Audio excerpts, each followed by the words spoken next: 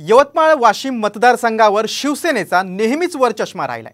सेनेच्या फुटीनंतर विद्यमान खासदार भावना गवळी या शिंदे गटात गेल्या।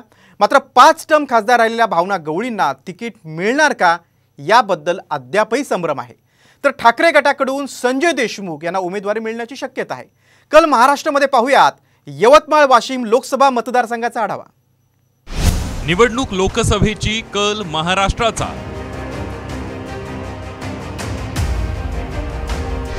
कोण होणार यवतमाळ वाशिमचा खासदार? भावना गवळींच्या उमेदवारीबाबत संभ्रम कायम। यवतमाळ वाशिम लोकसभा मतदारसंघात शिवसेनेच्या भावना गवळी या 5 टर्म खासदार आहेत। शिवसेनेच्या फुटीनंतर यवतमाळच्या खासदार शिंदे गटात गेल्या। मात्र आता 5 वेळा खासदार असलेल्या भावना गवळींनाच तिकीट मिळेल की नाही अशी परिस्थिती निर्माण झाली आहे। गवळींऐवजी शिंदे गटाचे नेते संजय राठोड यांना तिकीट मिळण्याची शक्यता वर्तवली जाते।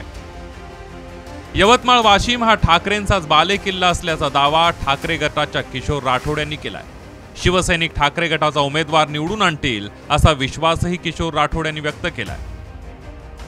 महाराष्ट्रामध्ये सुद्धा या ठिकाणी चित्र असं आहे की जवळपास 45 पेक्षा जास्त सीटा या ठिकाणी राज्यामध्ये निवडून येणार आहे महायुतीच्या। आणि यवतमाळ वाशिम मतदारसंघामध्ये सुद्धा महायुतीचाच उमेदवार या ठिकाणी निवडून येणार आहे। आणि यासाठी एक कार्यकर्ता म्हणून तो उमेदवार या ठिकाणी निवडून आणण्यासाठी जीवाचं रान आम्ही करणार आहोत। या लोकसभा मतदारसंघात उमेदवार कोण हा विषय गौण आहे।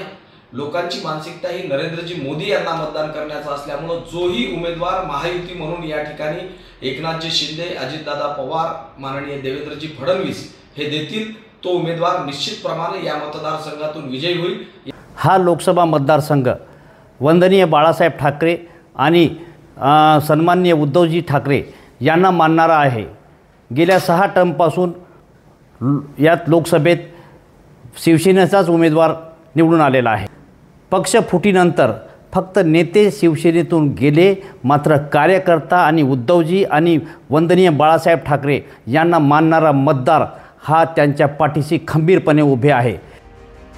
यवतमाळ वाशिम मतदारसंघातील प्रश्न गेल्या अनेक वर्षांपासून जैसे थेच आहेत। ते सोडवण्यात 25 वर्ष खासदार असलेल्या भावना गवळी यांना अपयश आलंय। यवतमाळ वाशिम मधील महत्त्वाचे प्रश्न काय आहेत त्यावर एक नजर टाकूया। शेतकरी आत्महत्या। 20 वर्षात 25,000 शेतकऱ्यांनी आपलं जीवन संपवलंय। रेल्वे नाही त्यामुळे उद्योगधंदे नाहीत। MIDC मध्ये रेमंड वगळता मोठा उद्योग नाहीये त्यामुळे रोजगाराच्या संधी उपलब्ध नाहीत। यवतमाळ शहराची अमृत पाणी पुरवठा योजना अजूनही अपूर्णच आहे। डेहणी उपसा सिंचन योजना रखडलेली आहे। शेतमालावर प्रक्रिया करणारे उद्योगधंदे मतदारसंघात नाहीयेत। यवतमाळ वाशिम लोकसभा मतदारसंघात 6 विधानसभेचे मतदारसंघ आहेत। 6 आमदारांमध्ये कोणत्या पक्षाचे किती आमदार आहेत त्यावर एक नजर टाकूया। यवतमाळमध्ये भाजपचे मदन येरावार आमदार आहेत। राळेगाव कळममध्ये भाजपचे अशोक उईके हे आमदार आहेत। दारव्हा दिग्रजमध्ये संजय राठोड शिंदे गट, पुसदमध्ये अजित पवार गटाचे इंद्रनील नाईक हे आमदार आहेत। कारंजा मानोरामध्ये भाजपचे दिवंगत राजेंद्र पाटणी आमदार होते, तर वाशिममध्ये भाजपकडून लखन मलिक हे आमदार आहेत।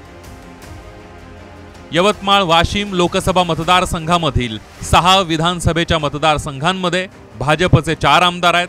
अजित पवार गटाचा 1 आमदार आहे, तर शिंदे गटाचा 1 आमदार आहे।